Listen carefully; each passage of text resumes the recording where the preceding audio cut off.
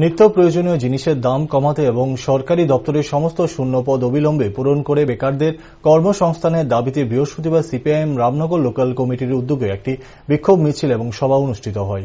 এই কর্মসূচি প্রসঙ্গে সিপিআইএম সদর মহকুমার সম্পাদক সুভাষিস গাঙ্গুলি জানান, কেন্দ্রীয় কমিটির কর্মসূচির অঙ্গ হিসাবে 7 দিনব্যাপী দেশ জুড়ে বিক্ষোভ কর্মসূচি চলছে। তিনি বলেন, কেন্দ্রীয় এবং রাজ্য সরকারের সমস্ত শূন্যপদ অবিলম্বে যেন পূরণ করা হয়।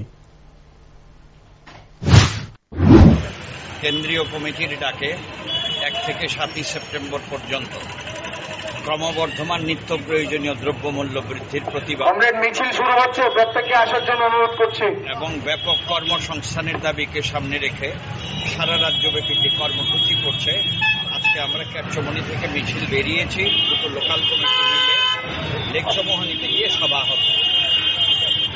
দাবিগুলো মেনলি নিত্য প্রয়োজনীয় জিনিসের দাম কমাতে হবে, বেকারদের কর্মসংস্থানের লক্ষ্যে কেন্দ্রীয় দপ্তরগুলোর মধ্যে যে 10 লক্ষের মতো শূন্য পদ আছে, এইগুলো পূরণ করতে হবে।